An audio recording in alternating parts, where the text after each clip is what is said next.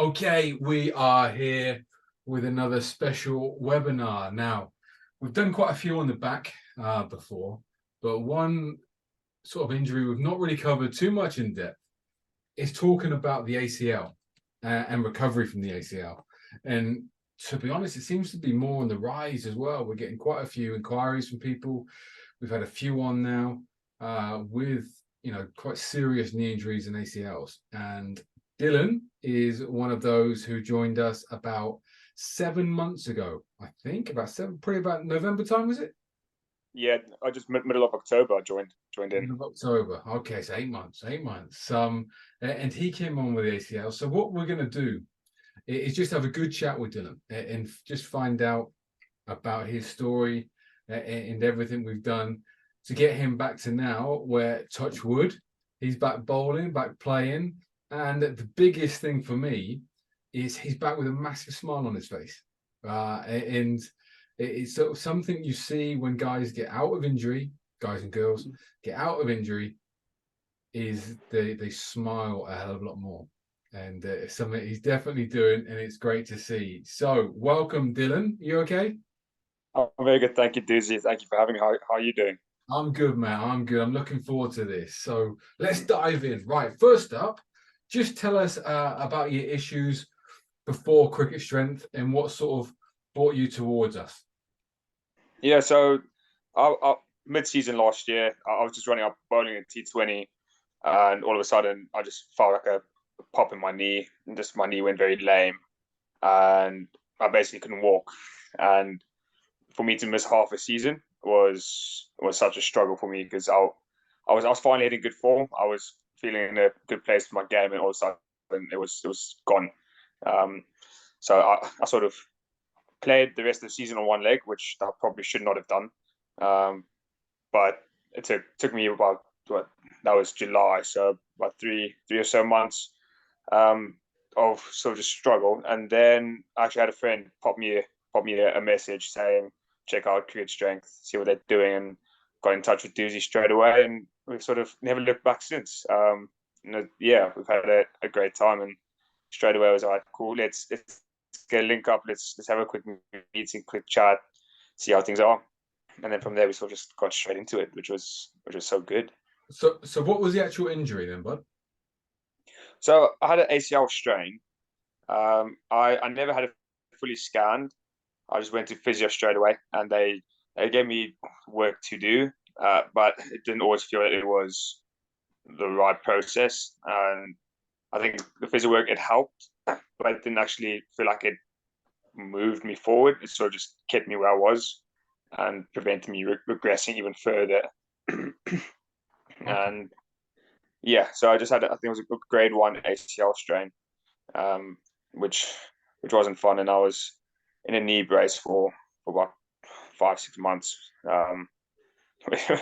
which in my line of life it's not the best thing.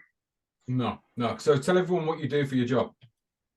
So I coach cricket as well as coaching other sports in a school in Oxford, and sort of my whole thing is I'm quite a physical person in terms of I do a lot of demonstrations and for a lot of visual learners, and having that taken away from me was sort of like, okay, I have to relearn how to do my job again, and that was a bit of a big push, and it was nice and eye opening, but it was a bit of a struggle because I was like, okay, cool, I have to completely reinvent myself and sort of hobble around basically, and I wasn't able to be sort of how Dylan would be as a coach. Not to, I was a shadow of myself. I could say that.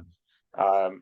As a coach and as a person, I was quite grumpy until I got on board with Create Strength, and yeah, that's sort of where I was. Sweet. So talk to me. What were some of the things that the physio was doing? You mentioned he didn't really feel like you were going forward, just sort of almost treading water a bit. So what sort of testing did they do on you to start, and what else did they put in place? So I sort of just did like manipulation of my leg, sort of seeing how far I could move my leg, but it wasn't compared to what we did. We did a movement screen. There wasn't much in terms of lateral movement, so we weren't doing interior exterior movement. It was more sort of up and down, and sort of looking at my hamstrings, which actually my hamstrings were fine. But there wasn't much manipulation sideways. It was more just up and down. And then from there, it was just a lot of resistant band training, from what I remember. But I was quite lazy with it. And yeah, I just didn't. It didn't feel. If I'm very generalized, it didn't feel specific to me. Yeah. So that sort of demotivated me in a way, because I was like, okay, cool, I've got an ACL injury, but how is it actually related to cricket? And it feels like I was just generalized from trying to get me back to walk again, where I was at a point where I could walk and still move quite well, but I was just stuck. There wasn't too much going on in terms of rehab or Yeah. progression of the rehab when I went back for reassessments. So So like it was like an ACL by numbers, sort of, right, as a PDF, because it's an ACL injury. Go and do this type of thing, was it? yeah, that's what it felt like. Okay. So what made you make contact with Cricket Strength? Pure frustration, to be honest. uh, I was stuck. I was really stuck and really like glum. I knew I needed to make a change, and sort of having followed the page for a couple of weeks until you put a message out about, it was one of your ones about what are you struggling with most, injury recovery or getting on the field, and I just replied to that after having followed the page, like I said, which a mate had sent me. And then yeah, it was the best decision I made was to apply to a story. And it was just, yeah, seeing the work that Doozy was doing, it was okay, cool, this man knows what he's up to. And having chats with people, just friends who are also fellow cricket badgers, they they were like, cool, this stuff's really interesting. And I went, well, yeah, well, I'm working with him now. And more people were like, oh, really? So yeah, it's proper stuff. And I can Brilliant. say I'm a bit of a graduate from it. But yeah, just I'm evidence that it does work, and it is so worth it.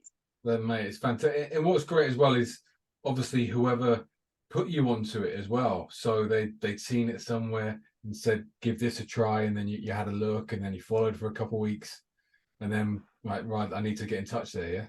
Yeah, yeah, it Brilliant. was good because the gent that put me in contact, he was my trainer over COVID, over lockdown. Okay. And he was my coach back in South Africa as well. So it was nice that a fellow coach who cares about his clients and sort of old ex clients as well, that he's still like, okay, cool, give this a Yeah. look at. And he didn't know I was injured. It was just by chance, and thankfully it was a good chance. Oh, mate, brilliant, brilliant. So, what were your initial thoughts then after the first couple of chats and then our first Zoom call? What were you thinking? Uh, Initially, what am I doing? uh, um, uh, the Our first chat, I felt so relieved afterwards, to be very honest. Sort of know, okay, cool. I'm investing in myself again and investing in my career, and after not having done that for a while, it was such a pleasure to do it, and I was in a much better space. My attitude and mindset changed completely to training.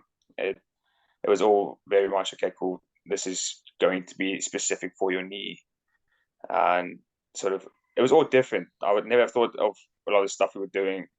Um, I remember one of the things we were up to, it was a pigeon bridge or something along those lines, where I was lifting myself up and down, and it was I did that for about 2 months, and I had no clue why I was doing it, but throughout the time, I could see the improvement it was having in my glute strength, and I was just so proud to be doing it and so happy. Um, and to see the results in the movement screen, the initial one, I was a bit like, okay, I thought I was all fitted in this, but it was a nice realization of, okay, I need to work.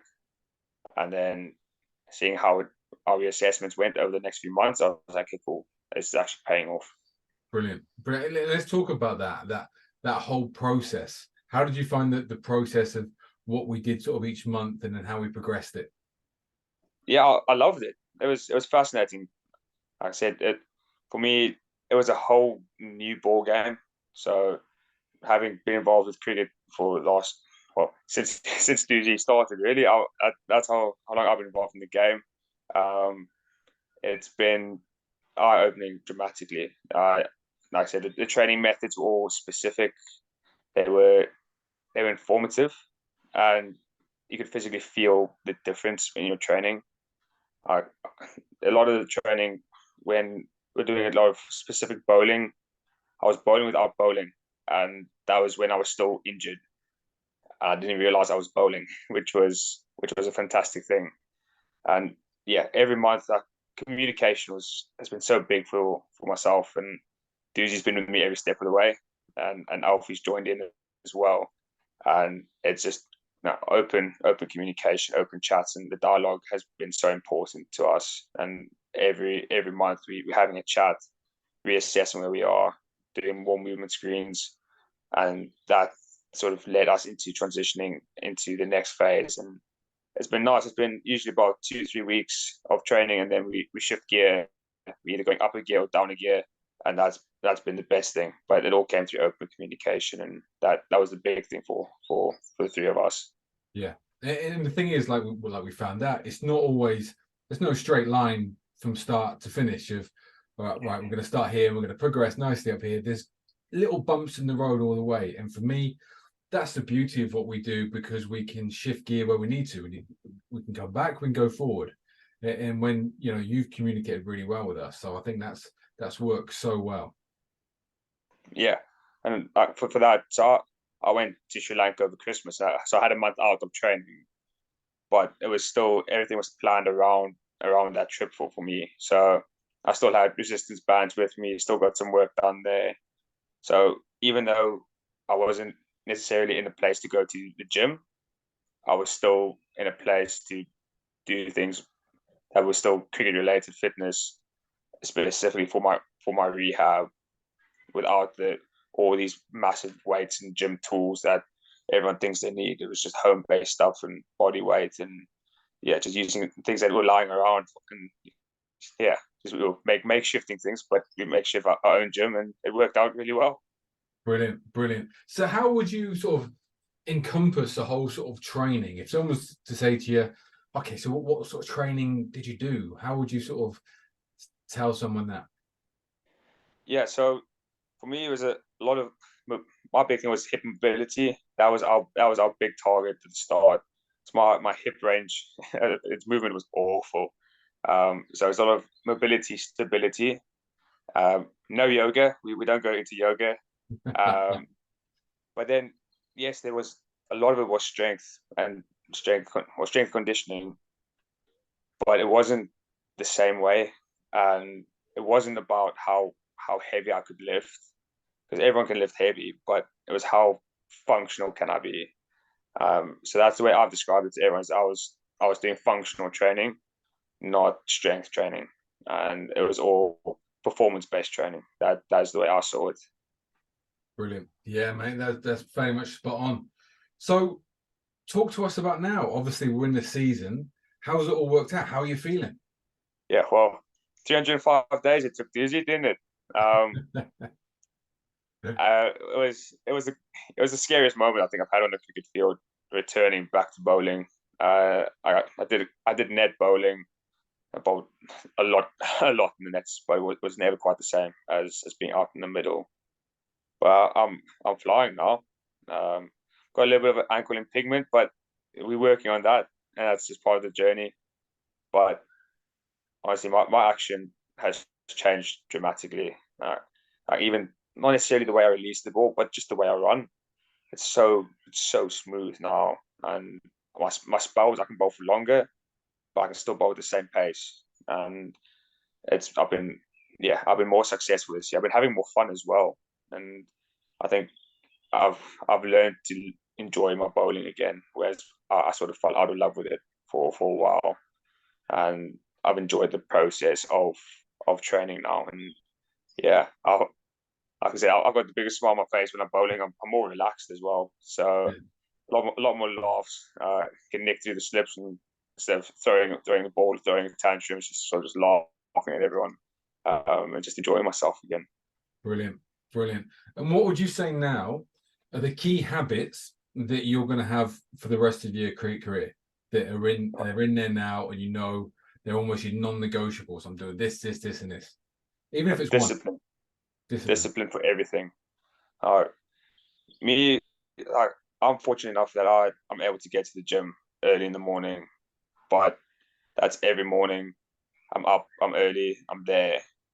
But then also discipline with the nutrition that we're doing on match day, which was a lovely seminar which we did, as well as the way our warm up is so particular. It's so important, and I felt when I haven't warmed up properly, I haven't bowled as well, and that's been evident. But when I have warmed up properly, I've been absolutely flying. So my biggest non-negotiable is just discipline in everything we're doing, and just belief that it will come right, and it definitely has. It definitely will. As long as you put the effort in, it will come through. And yeah, just being open-minded. So just being able to go, okay, all right, Doozy, I'm following you.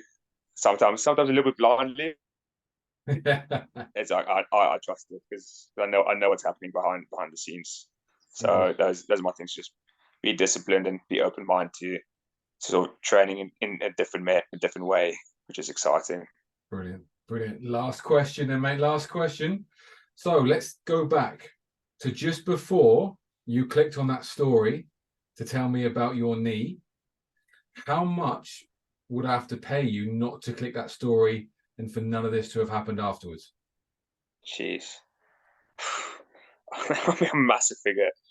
I I don't think there's a figure that you could put on for me not to click that button. Uh, that button it's changed my life, and I mean that's very very seriously. If I hadn't clicked that button, I would still be struggling with my knee now, and I would still be upset. And um, yeah, there'll be stuff that will be happening off the field that I wouldn't really be happy with. But yeah, I probably well, it would be a couple of million, I would reckon. But I wouldn't change anything. Yeah. And you know, it just means the world to me hearing that, because it's why we do it. You know, we want to help. We know there's not a lot of help out there for fast bowlers.